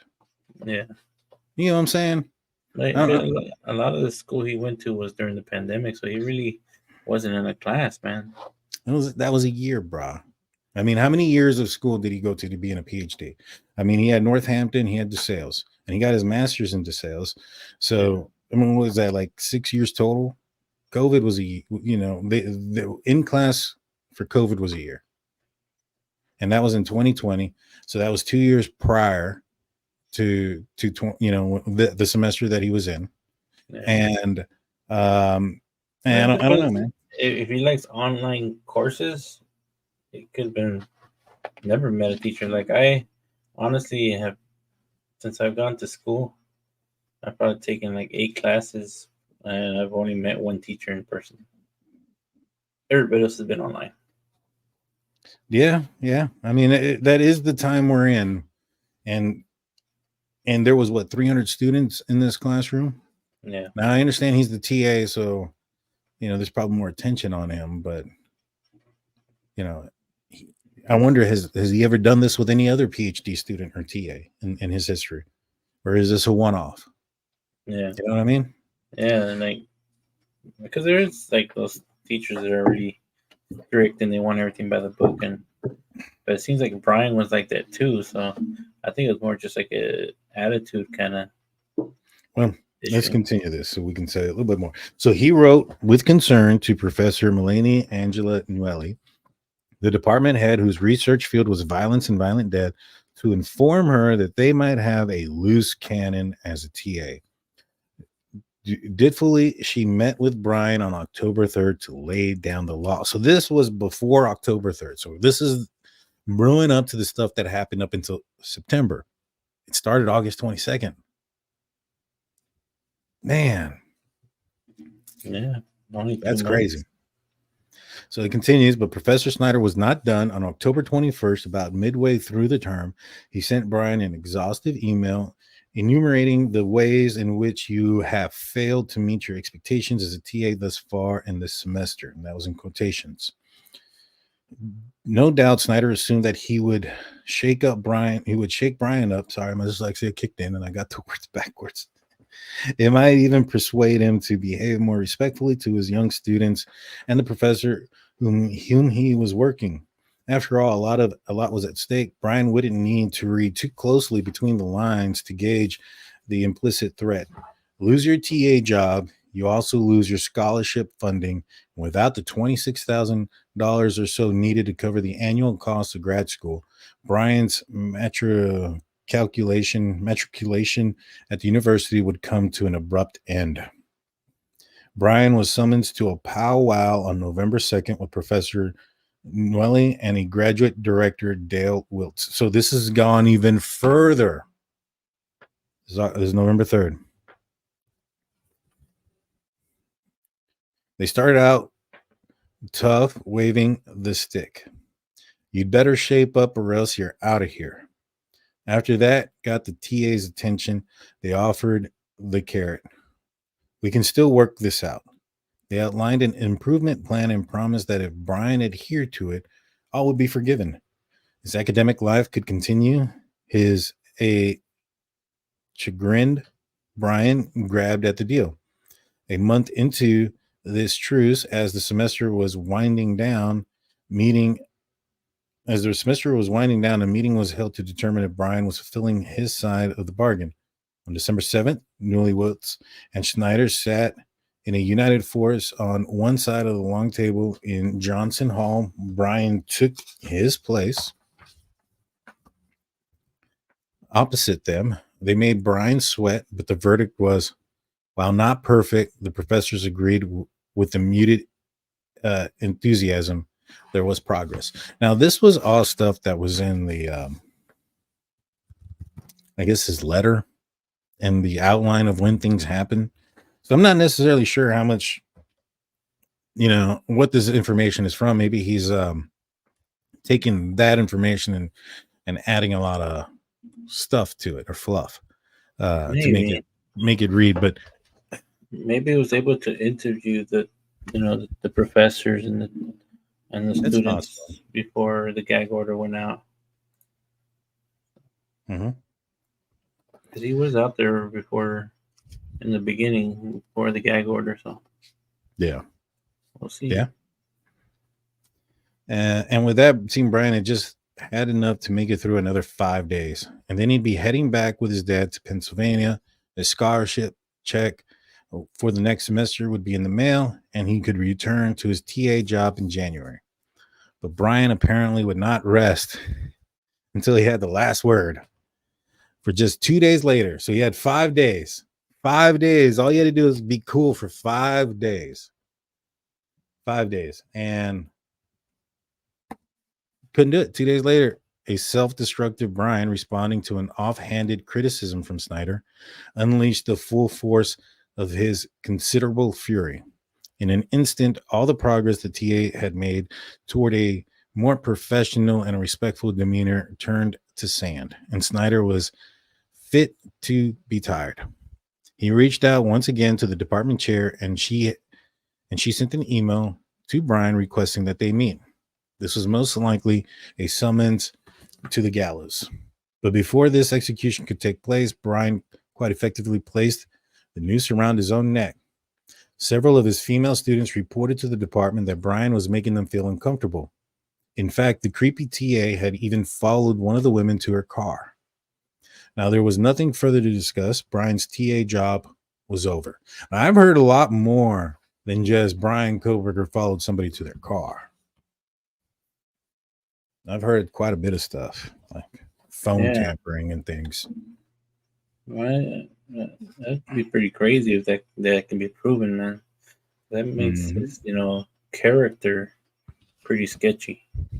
And the thing is too, like, we only know from what a few people have said that have come forward.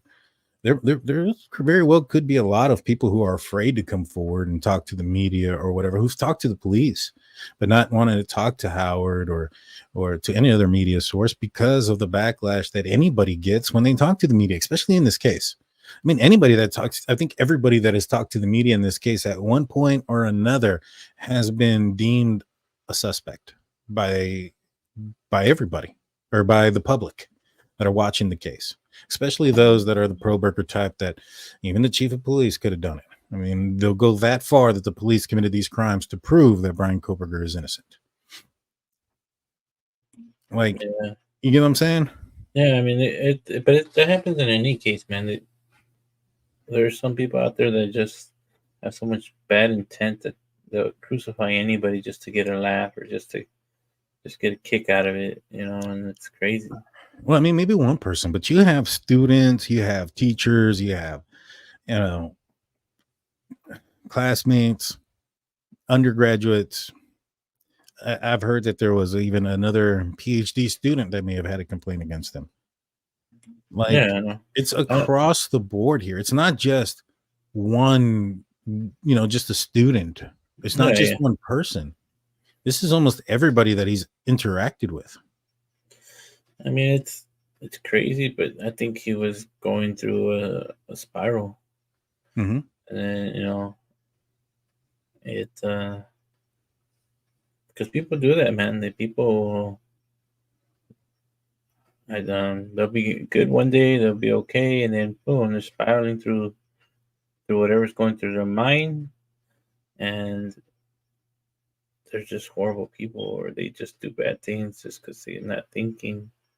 But I wasn't there, but I'm pretty sure there was over 300 people that were there, and they're witnesses to what was going on. I remember that in the beginning, that one guy said there was a tally of like they were keeping a tally of, I guess, what Bryan, like the way he was acting or something. Yeah, that was the students' tally, and according to this book, the professor had his own documentation as well. Yeah. So you have it from two different places, and then you have somebody who is specialized in violent crimes and violent death crimes, who is the person that is reviewing what's going on, and they deem him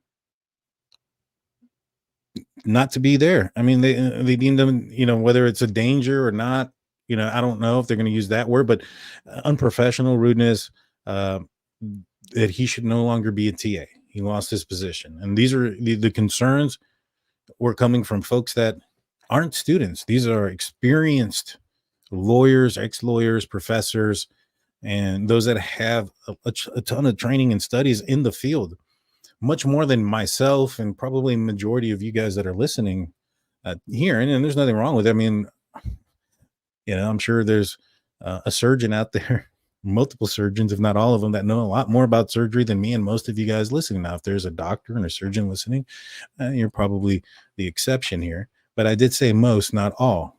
And so now I'm kind of just going off on a tangent there. But, there was multiple groups of people that have reported issues with him. And that goes back further. I mean, we can go back to what happened. I mean, we don't know what happened as a security guard, as to why he was forced to be, why he was forced out. I heard there was some issues at Northampton, right? A community college. There was the, his friends that he used so he can go buy drugs, and they drove him around, that they were no longer friends of his. Like, he had a negative interaction with the majority of the people that he faced or was around for quite a bit of time there. I'm not saying everybody, but it don't seem like there's like two people that have known him here in this area that, talk good about the dude. And even at that, it's not all the way there. It's like, yeah, man, I admired him, this and that and that. And then at the end, they kind of talk about some of the weird things he did that kind of was creepy. So, all right, let's continue. This says, now there was nothing further to discuss. Bryan's TA job was over. And then it quotes the letter that was written to Bryan Kohberger.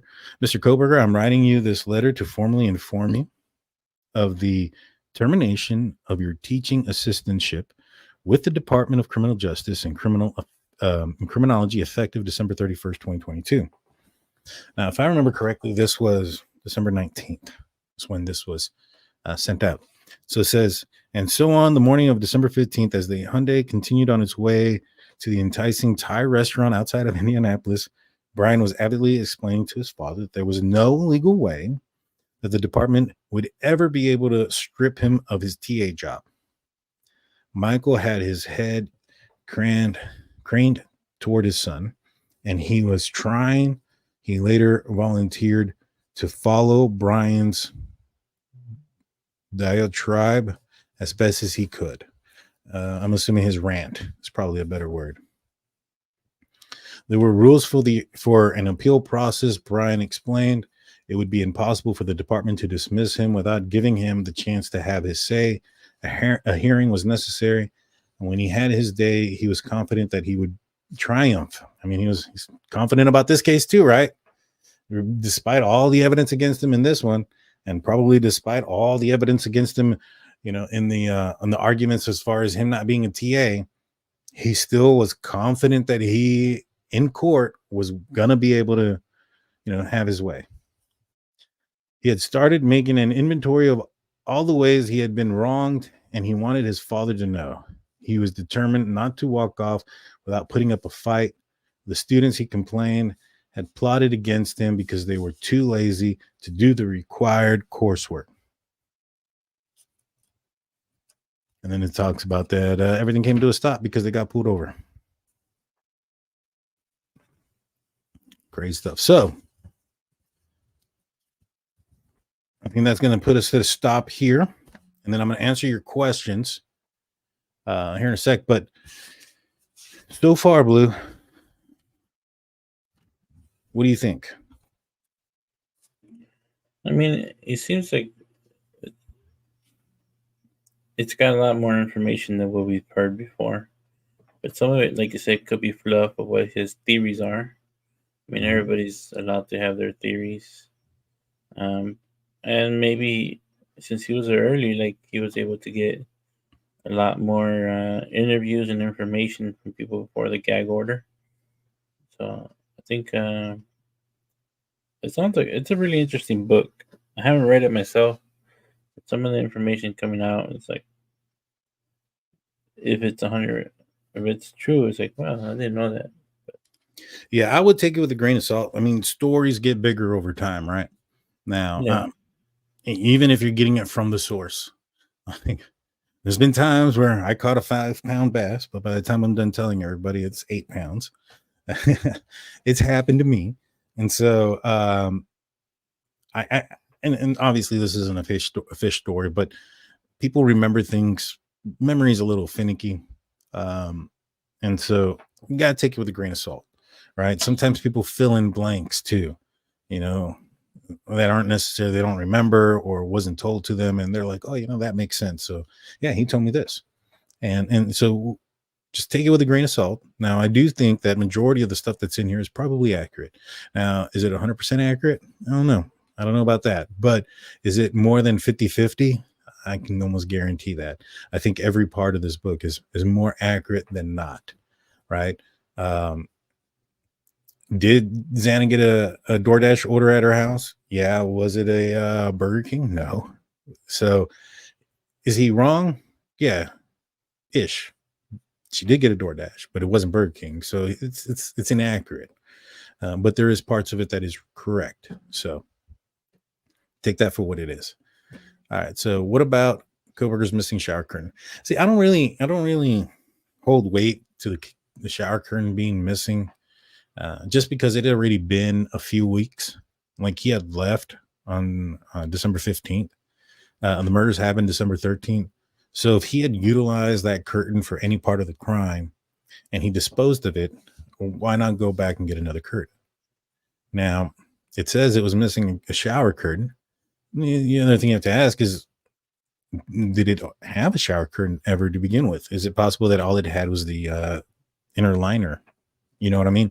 Maybe that's all he used. So there's a lot of things. I don't want to speculate too much on that aspect.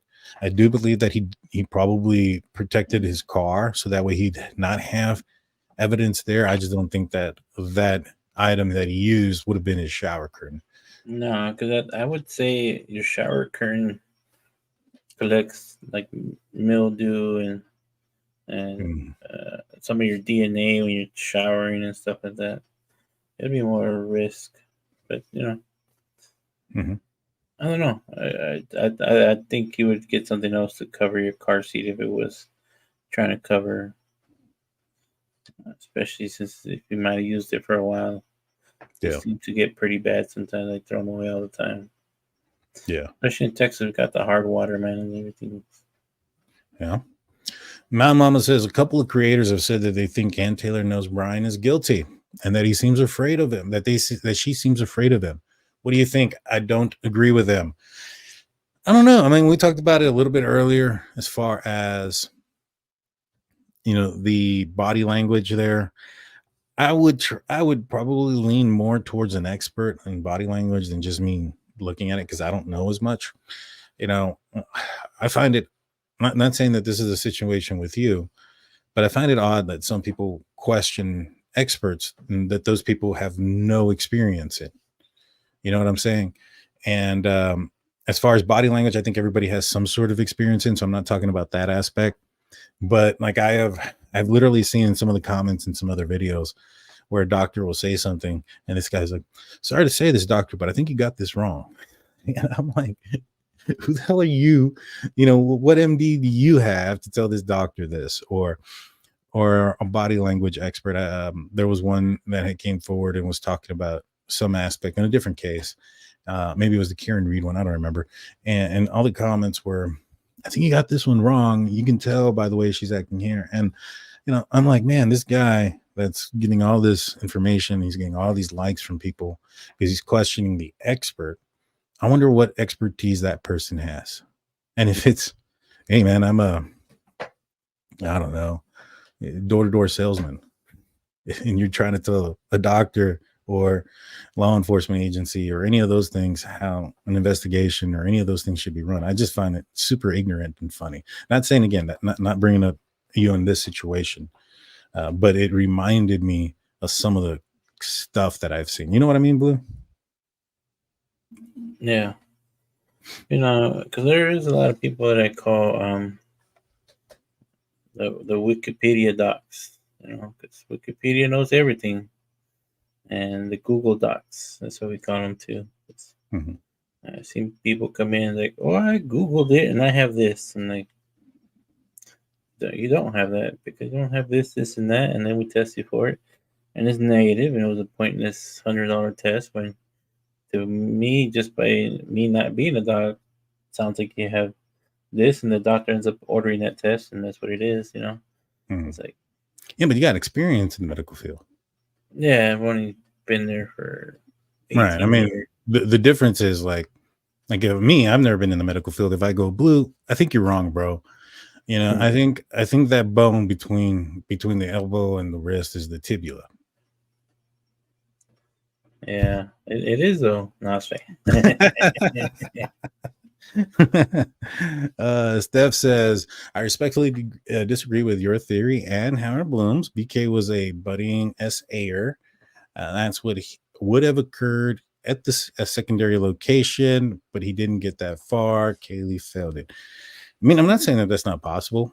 I'm just saying that there's no real evidence to point that he was planning on taking anybody to a second location. All right. Was a second location, the scene or spot found, you know, that was put out there for something like a cleared out area. You know, if that's not the case, then I'm just not sure if you can go that far. I mean, that's a lot of speculation. Now you can speculate that it was him and that he was there because there's evidence that points to that, but I don't know what evidence there is to point that he was going to take her somewhere else, an SA or anything else. You know, everything that I've seen, heard, spoke with people, it seems like the main focus in that house was trying to commit this crime. So, I don't know. Medical field is all about the pharmaceuticals. Well, honestly, no, it's not. I mean, there is some places and some doctor's offices that the pharmaceutical companies, they buy them out, you know, like, hey, we'll bring you lunch if you give these samples, and then that way you get used to that medicine, and then you want to buy that medicine that costs more than the generic. Yeah. But the offices I work at are not biased like that, I would say. Yeah. We're not allowed to have any reps come to our office. We're not allowed to take any gifts. No candy at Christmas. Man, when we used to get tacos like every freaking week, man, candies, and you know, they bribe the medical workers at a lot of places to try to get, you know, longer meetings with doctors, and but that would take time from patient care. So our owner decided no more, nothing of that. It's all patient care, and whatever illness you have, we'll send you the prescription that you need to the pharmacy, and you deal with the pharmaceuticals. Yeah. And if you don't need one, there's a lot of doctors. It depends on the doctors. Antibiotics are not the best treatment for a common cold because it's a virus and not a bacteria. So they're not going to give you that Z-Pack you want. And, you know, like, I get into I don't know how many arguments because they don't get that Z-Pack, man. So it's just the way it works. Yeah, well, those are those experts again that know what they're talking about. Angel D comes in with a $2 super chat saying, "Sorry, Daniel. Oh no, you're good. You're good. You're good." And she also has a 14-month membership. What? All right. So, next question: how long do you think BK was waiting outside the house until the lights went out? Question mark. So, I don't think he was waiting outside the house very long. I think he passed by multiple times. My opinion. So, in the book, Howard Bloom goes kind of into it, and he kind of talks about his opinion is that he was trying to find the will to go in. And I mean, is it possible that he was trying to find the will to go in? Yeah. But what do we know? We know that a DoorDash order was delivered around 4 a.m. We know that Bryan Kohberger was driving around 3 times before 4 a.m. and that after 4 a.m. he only drove into that area 1 time. Now he drove around, did a weird 3-point turn at Queen 507, came back and tried to park in front of the house, and then did another 3-point turn at the Queen Road intersection, then went all the way back around the apartment complex again. So what happened between that third and fourth run? Well, the fourth run was at 4:05. The third one was at 3:50. So there's like a 15-minute window there where somebody could have gone and dropped off something and gotten out of there. Now, it only takes 40 seconds to enter the Queen Road intersection, drive in front of the victim's residence, go up to around the apartment complex, come back down, and leave the Queen Road intersection. I know that there's this weird trouble with time in this case where some folks think, 10 seconds is 5 minutes, and some folks think that it takes 20 minutes to drive around the apartment complex, and that's not the case. It takes about 40 seconds. Now, I've ordered DoorDash, Uber Eats, the whole 9 yards. I've never had a DoorDasher or an Uber Eater or whatever, a delivery person, wait for me to open the door or any of those things. The food was always either dropped off, and even if I opened the door and caught the DoorDasher there, I personally have never had a conversation with them. I mean, obviously that's anecdotal. I guess some people can, but typically that's not the case. We're looking at it was 4 a.m, 20 something degrees outside. You're not going to be wanting to make some small talk at that time outside. So maybe. I'm pretty sure the DoorDasher got down, dropped the food off, got back in their car and left. Yeah. And I think there's plenty of time between the 15-minute window that Bryan Kohberger wasn't in the area that they could have gone, dropped the food off, and left, and him never know that a delivery was made. To him, all he may have seen were the lights on, as you mentioned, an indicator for the DoorDasher of this is the house that ordered the food. Now, why would you need an indicator, you ask? Well, the house is on King Road, but it's facing Queen Road. So that could be troublesome. And if this was something that Xana had done normally or on occasion, as her friends indicated, she'd probably be aware of the confusion that the DoorDashers would have. And since you can't pick your DoorDasher, it's always somebody random.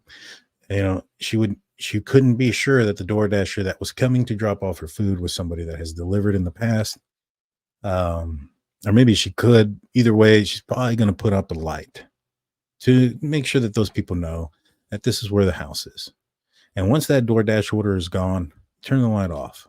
So if Kohberger drove by at 3:50, light is on, drove by at 4:05, light is off, he may just think they went to sleep. Know what I mean, Blue?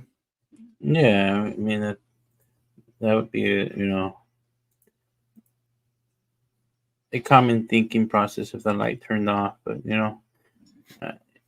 I've always grown up, as I have the theory that you leave the lights on in the front porch so that way the robbers know that you're home and they don't come bother you.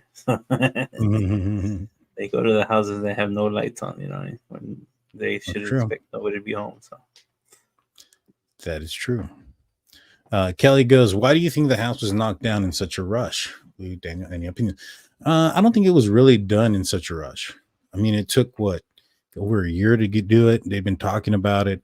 I think at the end of the day, whether it's right or wrong, I think that the University of Idaho wanted to heal, and they wanted their students, their faculty to heal. In fact, the Chapins were okay with knocking it down.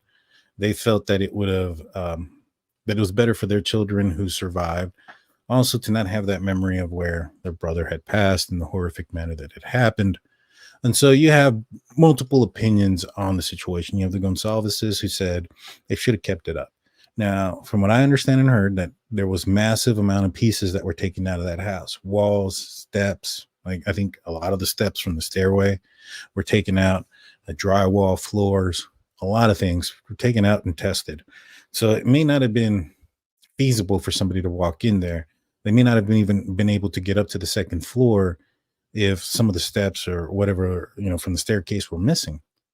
Now, the defense team didn't argue it either. You know what I'm saying? So to me, and from what I heard, is there's so much evidence against Kohberger, they don't really need it. What do you think, Blue? Yeah, I mean, to me, I've always been on the side that they should have left the house there. I don't disagree.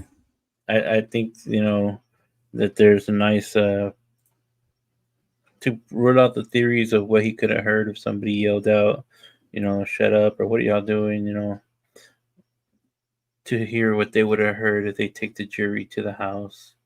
But it's not always necessary. I mean, there's tons of cases that Blue, do you think, and, don't you think the acoustics of the house would change if walls were taken out?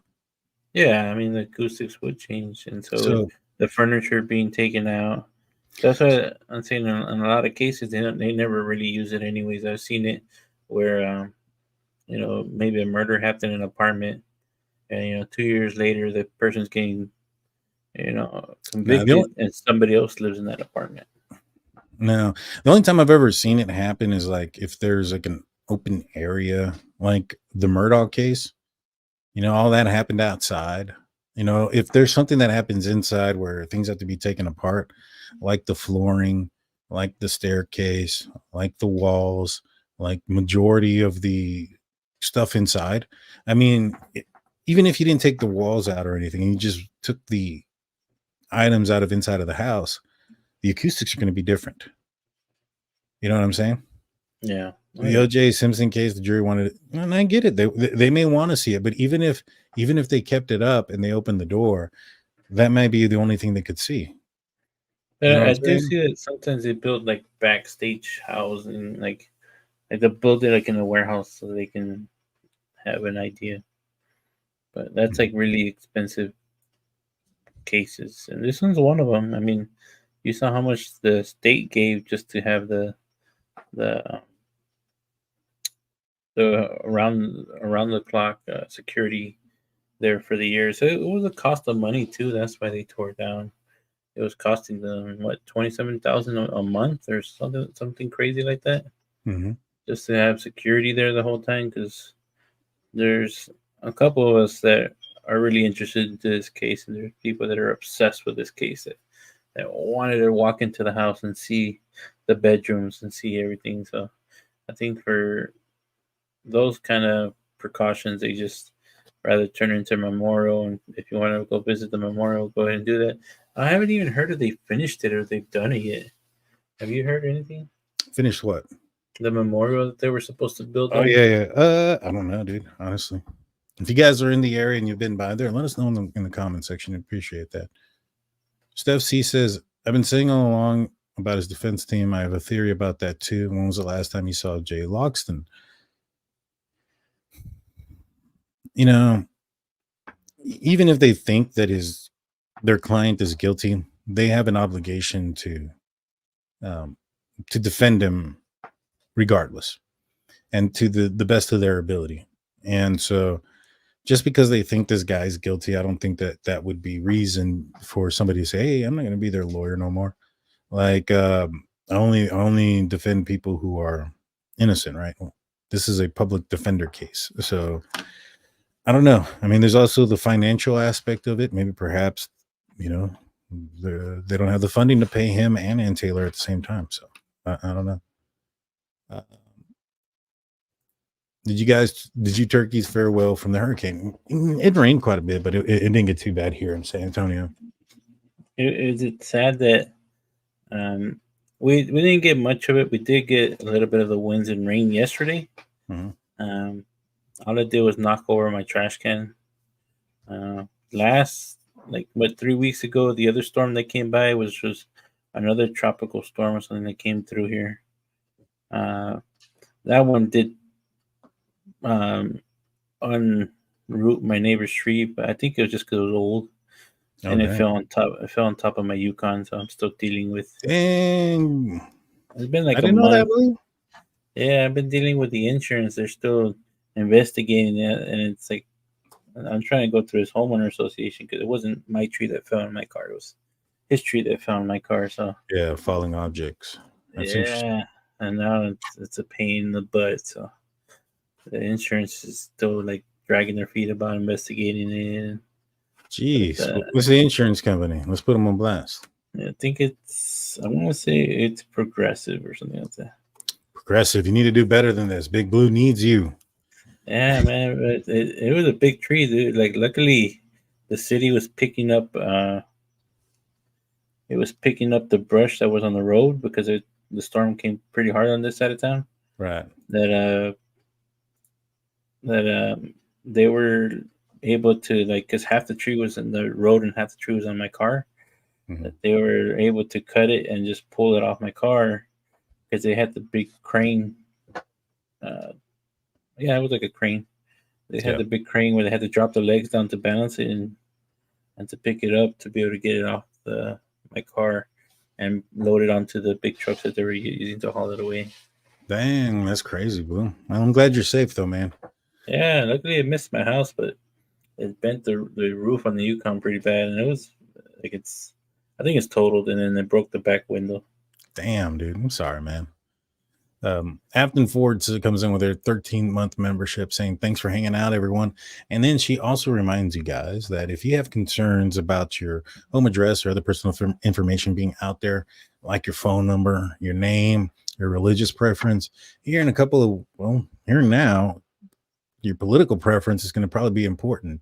So you don't want to get those annoying calls or spam and stuff like that. Go check out Data Seal. You get a 5% discount when you use our code there.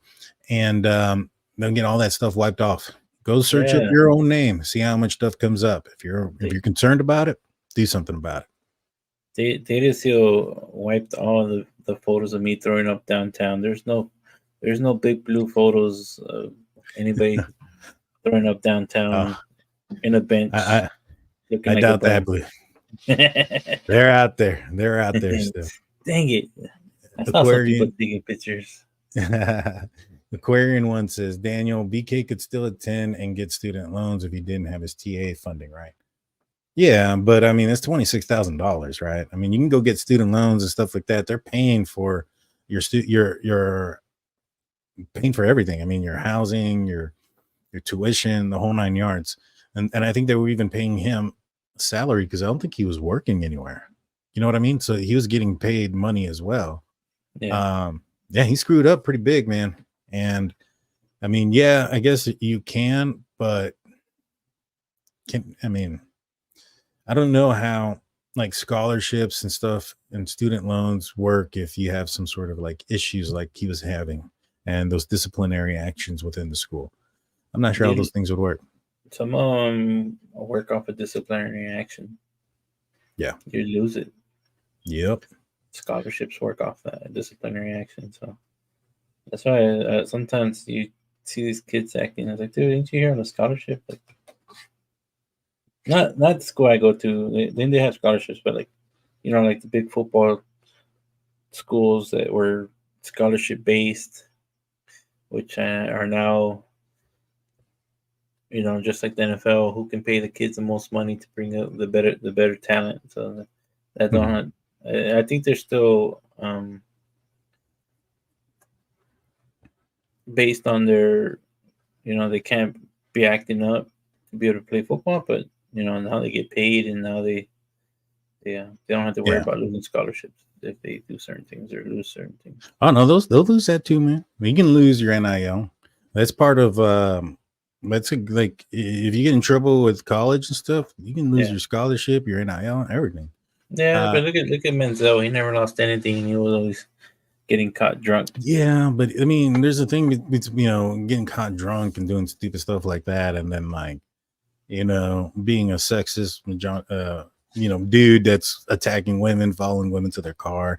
And I haven't even heard reports of like positioning himself in front of certain women so that they felt uncomfortable because his positioning was between them and the only exit in a small room. So those are some of the things that I've heard.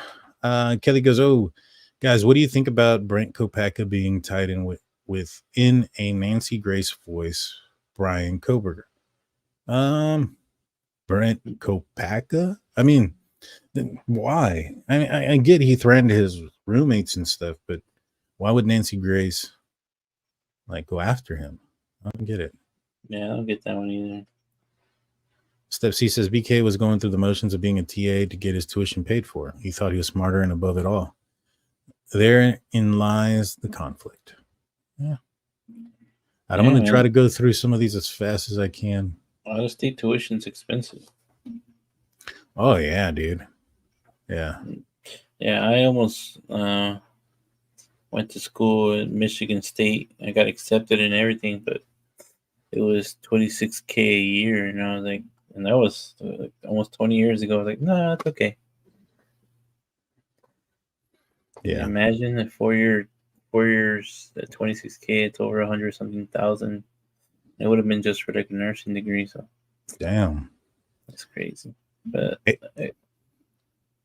ACAB True Crime says, did anyone confirm officially it was Jack in the Box, or did people assume that because they saw the takeout package there through the windows? I think that was an assumption because of the windows, or the bag there through the window. I don't think anything has been formally said.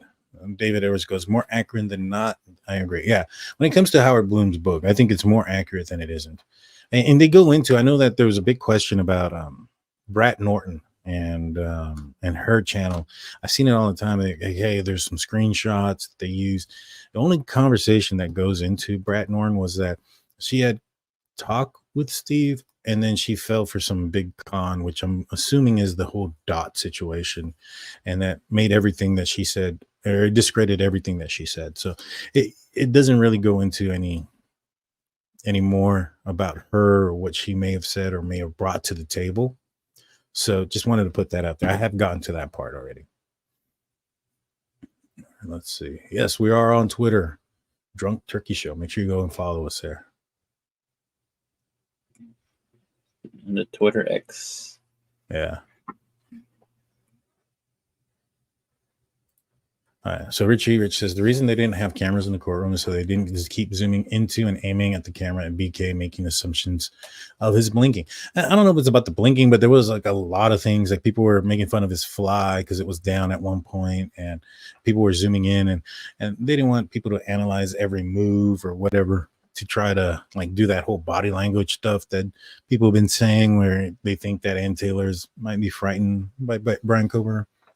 So take it with a grain of salt. Yes. Thanks for hanging out. Yeah, take it with a grain of sodium chloride. As you can tell, I'm taking a physiology, microphysiology, anatomy and physiology, which is a biology course, and I have to do with some of the elements right now, and they're stuck in my head. Richie Rich says, how many white Elantras do you think are in that area? No specific marks or license plate. I'm not sure, man. I would assume there'd be without a front license plate, there's probably a set number, right? I mean, in that area, in Washington, in Idaho, you have to have them, right? So that probably excludes quite a bit of them.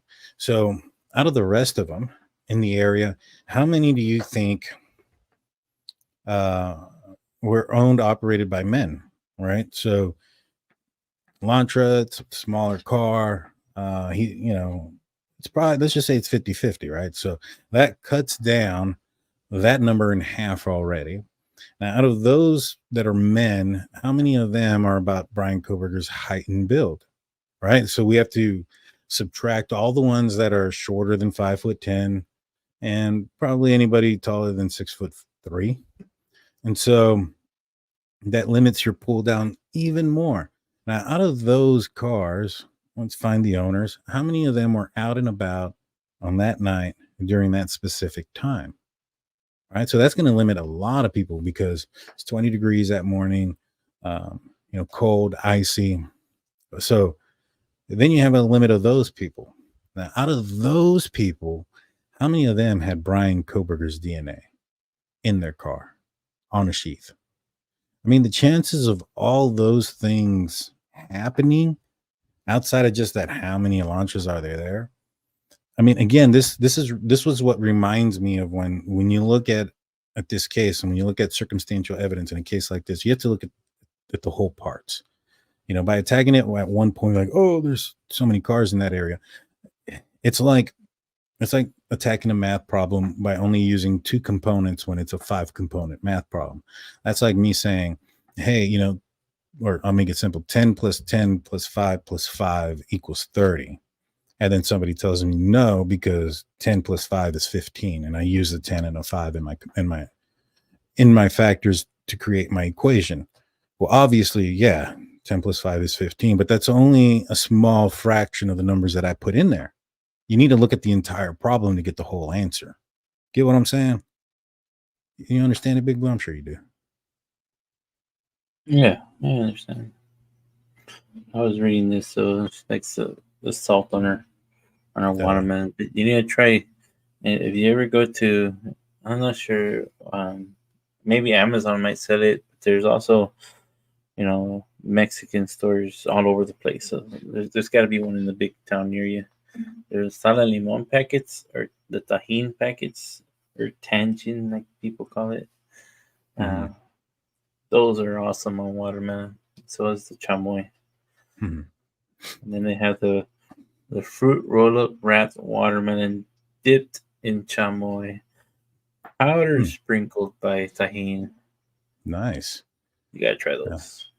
So Richard Rich says the U-Haul incident with the chief taking out evidence from an active crime scene is just mind-blowing. Well, one, are you sure that was the evidence that was taken out and not just the personal belongings that were being taken to the victim's family members, which did happen, and I've seen quite a bit of the stuff that the family members have gotten back. So could it possibly have been that? Also, what's the problem with that? When I was in law enforcement, we used to take, when I was early on, this is how long ago it was, I'm dating myself. We actually used those freaking portable Polaroid camera things or whatever, and you had to take them to like the HEB or the Walmart to go get developed. That's what we used. And that's who developed our pictures at first. And then as things progressed, by the time after about that was very early in my career. It didn't last very long. We started going into some more sophisticated equipment to take those pictures. I was going to say probably 2 or 3 years after that, they probably came out with digital. Yeah. I mean, there was digital stuff already, but again, what people don't understand is like there's grants, there's money involved, and those type of things. And if you're not in a big metropolitan area where crime rates are super high, where the attention needs to be at, and you're in rural areas and stuff like that, it's going to be a minute before you get all the good stuff. You know what I'm saying?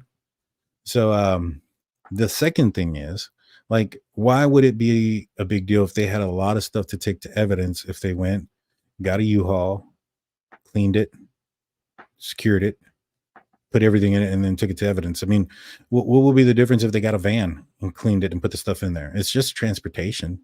I'm not sure where the big huff and puff is about this. I don't understand it. The only difference is about 99 with it 35 cents a mile. Yeah. That's the only difference. Yeah. Ends up being quite a bit if you do a big Steph C says Ted Bundy entered homes, took victims, essayed them, and unlike them, dumping them at a secondary location where they. No, I get it, but the motivations might be different, right? So Ted Bundy's motivation may have been purely like, it was sexual in nature. I'm not sure if that's the motivation behind this case with Bryan Kohberger. In my opinion, it's just my opinion, I think the motivation was more about what it felt like to kill somebody. Could he have feelings? Could he get away with it? Wanting to get away with it. And I think that those I think he even put it in one of his writings that he had grand delusions or delusions of grand, whatever. Those type of things. I think that's very much more likely Yeah, Daniel J, I understand if I was the situation where a family member who got ended in such a way, I wouldn't want that reminder either. Ethan still has 2 siblings who attend the school. Yes. Yeah. I mean, it's more than just this scene or more than just one victim. Me personally, I would have rather have kept it up. I think that would have been the smarter thing to do. I've been saying that since the beginning. But if police are so confident that they got this guy and the evidence is there, I mean, right now we're not hearing the prosecution's evidence. All we're hearing is the defense's arguments, their whiningness, right? Oh, we don't want this, we don't want that. Now, the stuff that they're going to argue and bring up right now isn't going to be the stuff that they can't disprove. We're not going to hear about, oh man, what about the knife that he can't find? Where's that at? The one you bought on Amazon. Like, we're not going to hear those things right now, because why would the defense bring that up right now? The only side that would bring any of those things up would be the prosecution, and they have their moment to do so, and that's in trial. I understand some people want to hear things earlier or want the information now, but that's not how it works. Let's see. Let's continue. I'm going to just scroll down here as fast as I can. BK did not get as far as Bundy. I mean, it's possible. I'm not saying that it's not possible that he didn't have something set up. Maybe he did. Maybe he set up something in Wawawai Park, and that's why he mentioned that area, because maybe he had gone there earlier in the day to set something up. And there's some sort of evidence to back that up, that at, I don't know, 3 o'clock or 1:40 or 12 o'clock at night or whatever the case may have been, he was there. I don't know. Yeah. I'm gonna go through these quick. I don't see many stars left. Yeah, I was trying to get back to the start and I couldn't get to it. And I am at the bottom. I don't see any stars. All right, cool. Well, guys, thank you guys for tuning in. Thank you guys for sticking with us. Blue, you have any final words for everybody? It's over 2 hours. Yeah. We'll be calling it quits soon. I just want to say, everybody, thank you for joining us. Have a good night.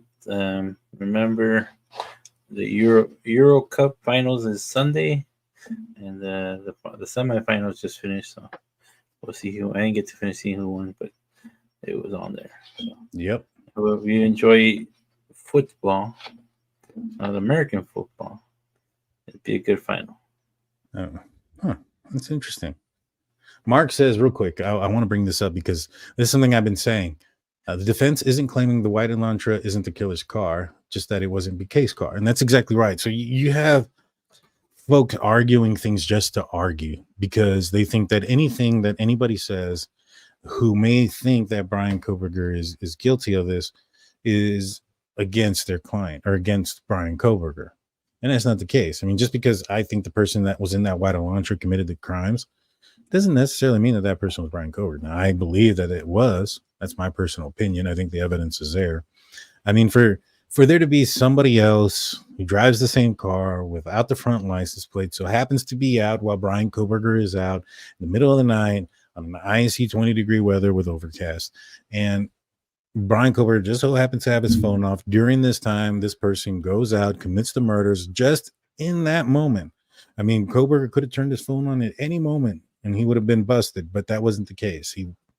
He got it in there just in time, and he's nowhere to be found. He had Bryan Kohberger's DNA, and he also matched Bryan Kohberger's height and weight. Oh, and the members only will be on Sunday. Yeah. I mean, if you think that's reasonable, geez, if I ever get caught with something, please be on my jury. Yeah.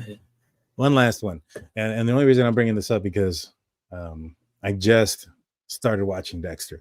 Daniel, I just was rewatching Dexter. There's a dog named Buddy that gets killed in the first episode. Do you think the killer learned how to get out of crime scenes from this without being detected? I think Bryan Kohberger had specific training in forensics from DeSales University that taught him how not to contaminate a scene with your own DNA and how not to take a scene with you. Those are some very minimal basic things that they teach you in forensics. They teach the police cadets that in the academy. Did you know that? Sorry. Go ahead. in my head, I was thinking, I was like, man, when you really see all these murder cases, a